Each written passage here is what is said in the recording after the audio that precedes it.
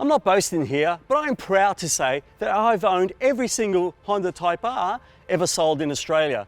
Starting with the DC2 Integra, its frankly disappointing DC5 Integra replacement, the legendary FN2 Civic Type R, and the absolutely out of this world FK8, excuse the language, Type R from 2017. Now there's an all-new Civic Type R, and it's grown in some very important ways to take on the Volkswagen Golf R, presenting the 2023 Civic Type R.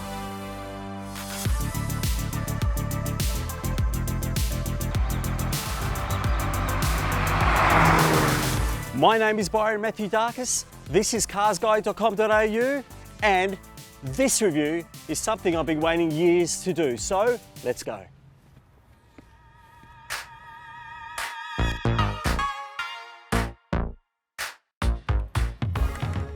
Want to hear some fun facts? Firstly, this is the first Civic Type R that's not from the UK, it comes from Japan. Secondly, it's the cheapest Honda manual you can buy in Australia right now that's new. And thirdly, it's the only Honda manual you can buy in Australia right now. Boo! Which brings us to the trolley rather than the elephant in the room, and that's pricing. For 2023, the Civic Type R starts from $72,600 drive away. Now, that may sound expensive, especially compared to the $55,000 that the previous version started at, but this one has got more power, it's all new, and as VoiceOver Me will explain right now, it comes with heaps more features. Over to you, VoiceOver Me. Thank you, Presenter Me. By heaps more features, I mean that beyond the now expected safety, convenience, connectivity and multimedia items found in most premium priced modern cars nowadays, and for full details please check my written review at carsguide.com.au, the fastest Civic instead leans on next level hot hatch specification greatness. Consider the manual gearbox with rev matching tech, dual axis front struts, Brembo brakes, adaptive dampers for broader suspension control, a limited slip differential and 19-inch alloy wheels, which are an inch smaller than before but with wider, specialised Michelin Pilot 4S tyres bringing phenomenal grip. You know, proper driver-focused hot hatch stuff you'd actually use at speed. If it worries you that the Type R lacks luxuries like a sunroof, leather trim, heated cushions or powered seats, maybe this isn't for you. They just add unnecessary weight and distraction. Buy the fully equipped Civic Hybrid instead, or a Golf R, which on the road currently costs about $1,000 more than the Type R, while premium rivals with comparable engine performance like the Audi S3, BMW M135i and Mercedes A35 AMG cost substantially more again. This Honda rises to all challenges where it matters regardless of badge status, which conveniently brings us to how much classier the latest Type R looks.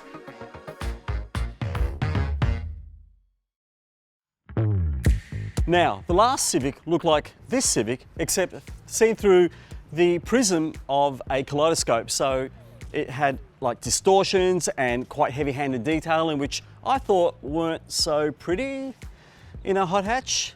Anyway, it's all changed because this is a far smoother and more aerodynamic take on the Type R. Now, key elements remain, such as the triple exhaust outlets and the diffuser in the bumper, while the spoiler is still quite large, but it's nowhere near as ridiculous as the old one, and it's mounted on these aluminium stanchions to act like a stiletto to cut drag, ironically enough. Now, the car is slightly longer, a little bit lower, and a tiny bit wider than before. It's got thinner pillars and they're moved back a bit in order to improve driver vision, as do these mirrors, which are now mounted on the door. Moving to the front, there are more signature Type R elements such as the red badges, which I think look great, particularly in this crystal black. This large diffuser is way more efficient in dealing with airflow and cooling systems, so that improves efficiency in airflow, as does this ventilation system on the aluminium bonnet. Now, the rest of the car is made out of metal, although there is resin used in the tailgate as well as the bulkhead to save weight. What do you reckon? Does it look better than before? I think it does, and it certainly still screams Civic Type R. It's worth noting that the FL5 Type R is about 40 kilograms heavier than the previous FK8 version. And that's not too bad actually, considering that the larger body is nearly 40% stiffer while the steering column and front end are more rigid than before. In fact, compared to the regular Civic, only the Type R's roof and front doors are shared. Every other body panel is unique to the hot hatch. And being 35mm longer in wheelbase than the old version pays dividends inside. The last Type R was almost as brash inside as it was outside. Not this time though, it's much simpler and with better quality materials to match. Besides being far comfier than they look, the now 8mm lower front seats liberate more headroom as well as provide ample adjustment. The driving position is first class, forward and side vision are excellent, the driver no longer has that big rear spoiler bisecting their vision, storage is everywhere and the ventilation works a treat. Honda's got the basics right. Now a word about the lovely digital instrumentation, which can be elegant old school analog with a touch of 90s Civic Type R yellow needle geekiness, or racy old school with a F1 style light bar tacho reminiscent of the iconic S2000 Roadster. They're colour coded too, so you know which of the 4 drive settings, comfort, sport, individual or racy plus R mode, you're in. And there's a big handy toggle switch so you can switch between them without having to take your eyes off the road. Good thinking, Honda. But the smallish 9-inch touchscreen dates the Civic compared to the vast flash panoramas other rivals, including the Golf, boast. Still, it's big enough for the Log R app's telemetry data avalanche and its G-force dials, plethora of engine operation gauges and driving behaviour analyses. Alrighto, so much for the sensible stuff. There's so much here that I like that appeals to the heart as well as the head. For instance, the red velour style seating and red seat belts, the aluminium gear knob which is reminiscent of the classic Honda S2000 convertible from 1999. I love the felt-like steering wheel which reminds me of Ferraris and Lamborghinis and that sort of thing.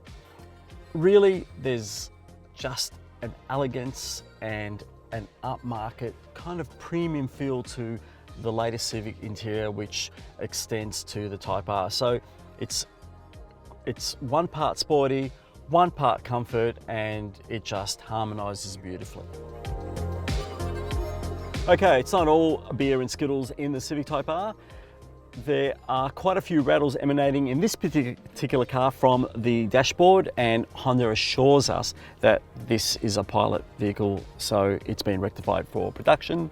The rear vision mirror does not dip when you put it in reverse, so that makes parking just that little bit more treacherous if you don't want to scrape your alloys, those beautiful alloys.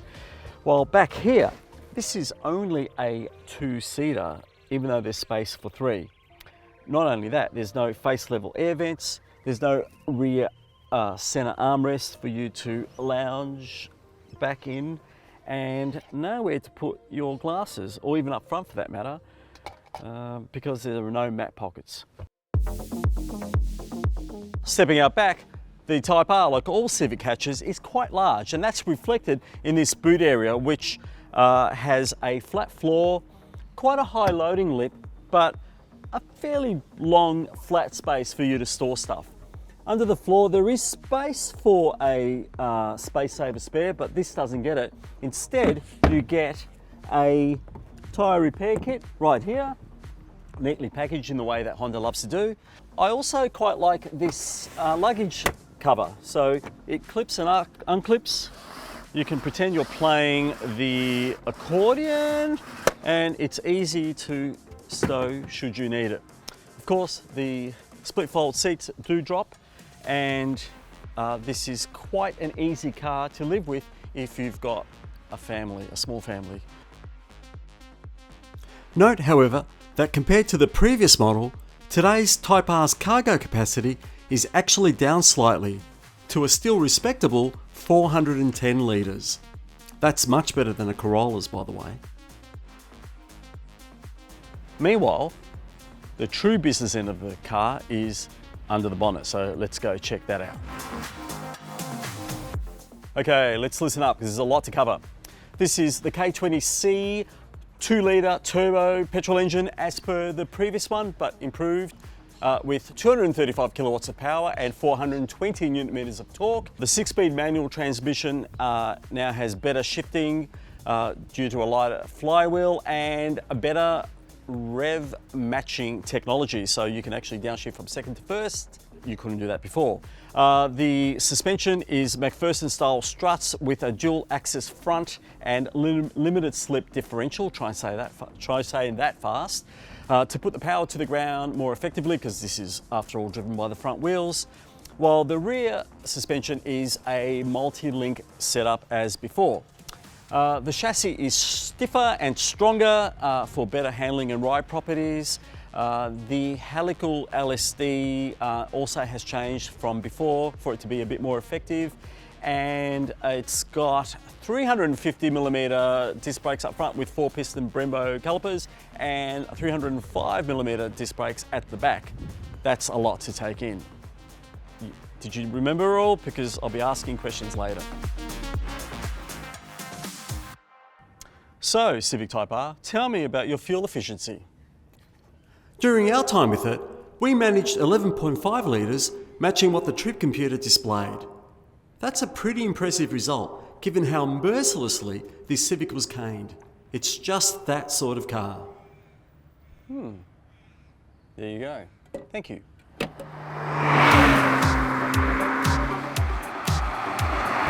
All right, off we go in the Civic Type R, and my first impressions are that this car has lost none of the sheer joy and zest for life that the previous one had. It still loves to rev. In this case, it's up to 7,000 RPM before you hit the red line. The gear shift is probably one of the best front-wheel drive manuals I've ever experienced. The clutch is in sync with the gear ratios, and the brakes are superb. They're progressive, they're reactive, and they're absolutely dependable. Like you feel like you're in total control.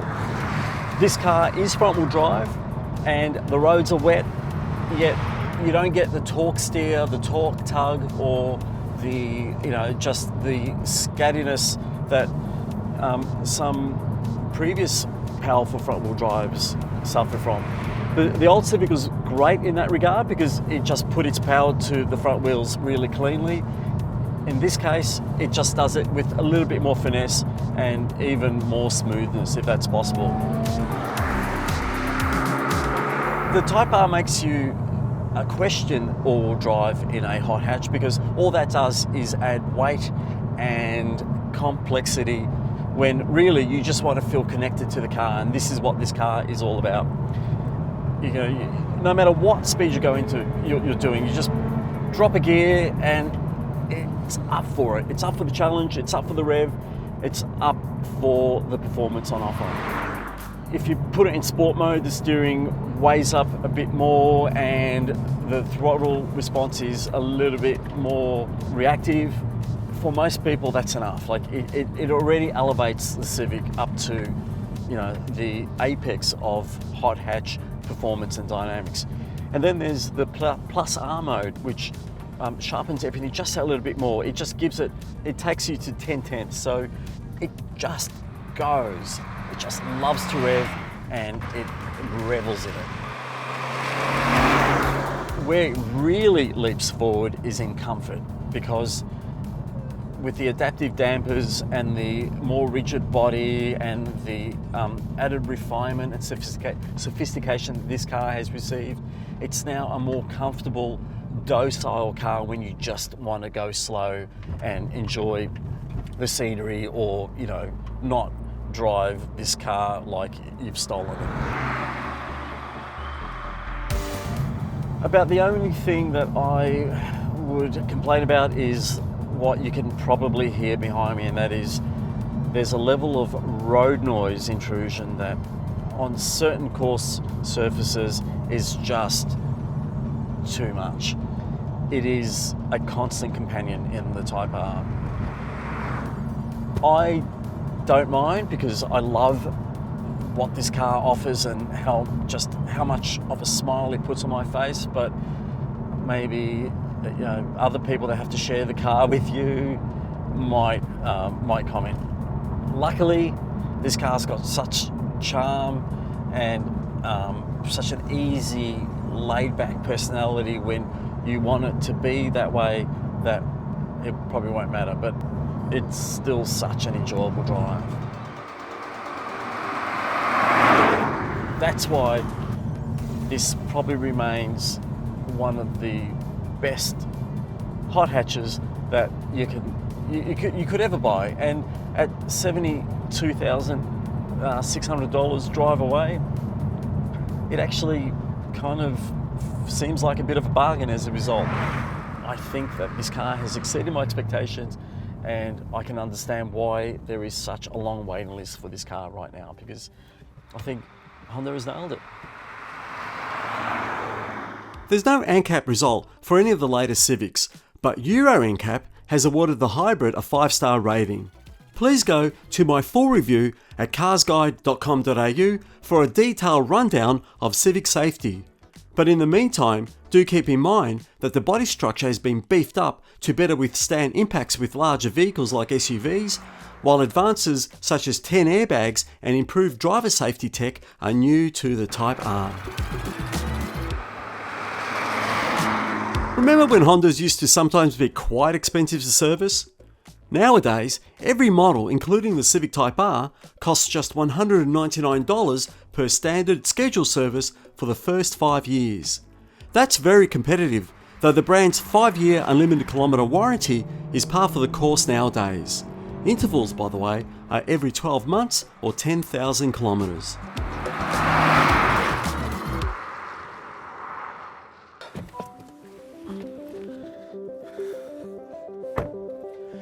Regular readers and viewers will know how impressed I was with the 2022 Civic HEV Hybrid, and the same is true with the 2023 Type R. While it maintains its predecessor's frenetic performance and excellent, superb dynamics, it stretches the bandwidth with a newfound level of comfort as well as extra sophistication inside and out. And sure, it does cost quite a bit more than before, and it does suffer excessive road noise, but if you're in the market for an Audi S3, BMW M135i or Mercedes-Benz A35 AMG, then you've got to consider the Honda Civic Type R because it's right up there. Seeking the definitive hot hatch experience? It's your civic duty to go online and type R, because this time Honda is not toying around. Here's my score on the screen right now. If you want to read more about the Honda Civic Type R, please go to carsguide.com.au, and as always, thanks for watching.